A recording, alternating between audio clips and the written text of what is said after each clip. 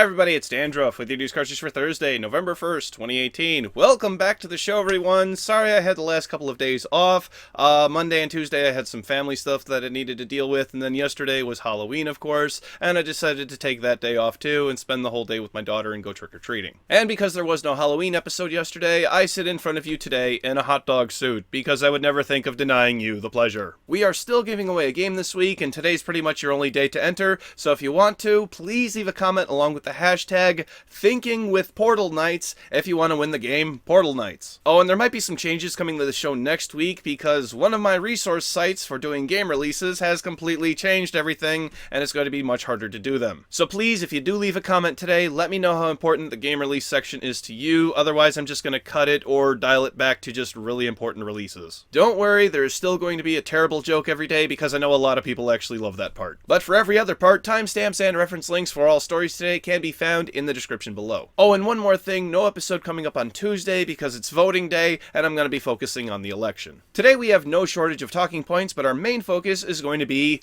Konami. Yes, my friends, possibly the worst video game company on the planet, and today I will do the unthinkable and actually defend them. Hey, now, I just want to make it clear that I am in no way praising them either. Almost a week ago, a Reddit thread was started with a user claiming their PT had completely stopped working and claimed it was due to Konami pushing out a patch that disabled it for everyone with it installed. It was at that moment that I checked to see if my PS4 still had no power or internet connections. It did not, so I put tape over both to ensure that my copy of PT would be safe forever. Who cares if I can't play it? What's important is that I still own it. But there was a problem. Very few people were reporting the same thing, and no one else could replicate it. Everyone else's PT was safe and sound. After doing some digging, not only is this claim completely unsubstantiated, the first poster of this, roughly 6 days ago, seems to be a troll account spreading lies. Is Konami the worst video game company? Absolutely. Is Konami sending out a patch to disable PT?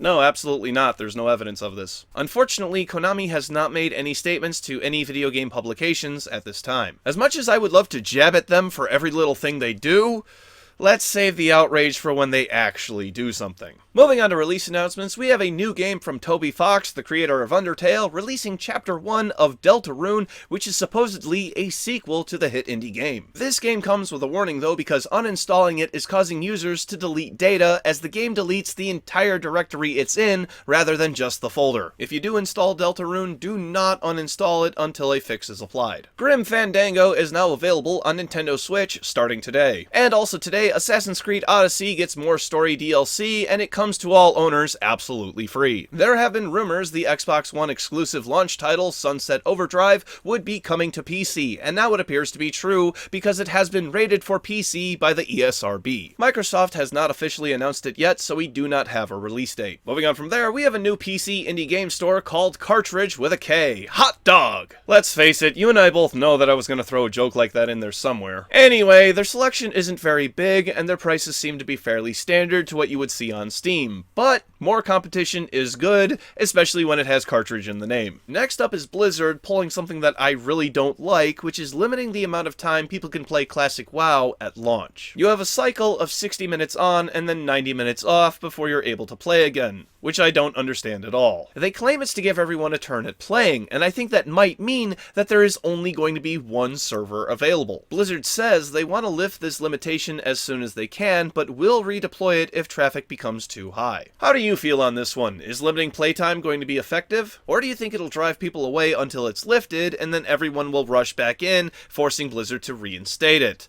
Please share your thoughts down below. Then we have to talk about the Fallout 76 beta, and a falling out there was. As many people were reporting slow download times, some getting estimates completing after the beta would conclude. But we're actually not going to talk about that anymore. What we are going to talk about is Bethesda tying the physics to the frame rate. At higher frame rates, the physics will be faster than they would at slower, and this extends all the way to things like walking. Meaning, if you increase your frame rate by doing something like looking at the ground, you can run faster. Because this is achieved locally rather than the back-end server, that makes speed hacking all the more easier. Do you remember the Division's beta and how well that worked out for them? Unfortunately, Bethesda has said that this problem will not be fixed on PC until after launch, but I guess thankfully they are aware of it and will they'll work on it. Quickly, I want to cover this one because there really isn't much to say other than Activision has added microtransactions to Call of Duty Black Ops 4 almost 2 weeks after its launch.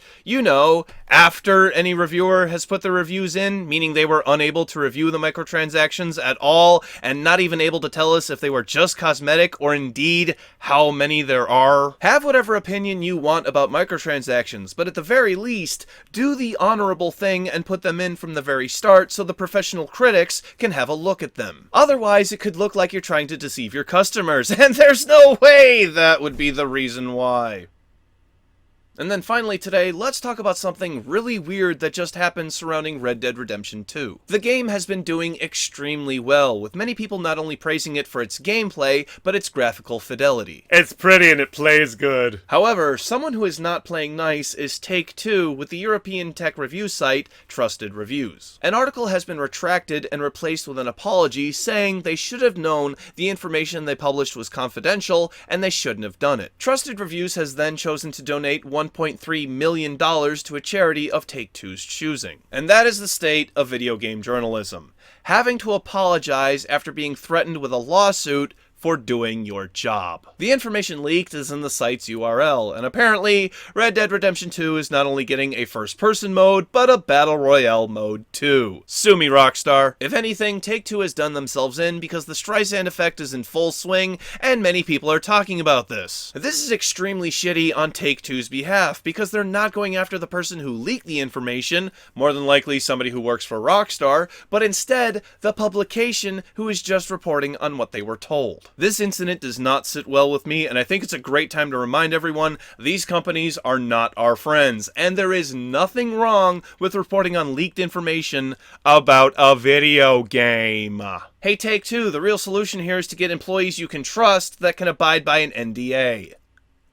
It's no secret these games come out tomorrow. It's time for tomorrow's game releases. For PC, The Other Half, Sharknado VR, Eye of the Storm, and Heavy Burger. For PlayStation 4, Nikopara Volume 1, Taiko no Tatsujin Drum Session, Legends of Catalonia, The Land of Barcelona, and Shadow of Lootbox. For Nintendo Switch, Taiko no Tatsujin Drum and Fun, Diablo 3 Eternal Collection, and Swap This. For PlayStation Vita, Revenge of the Bird King.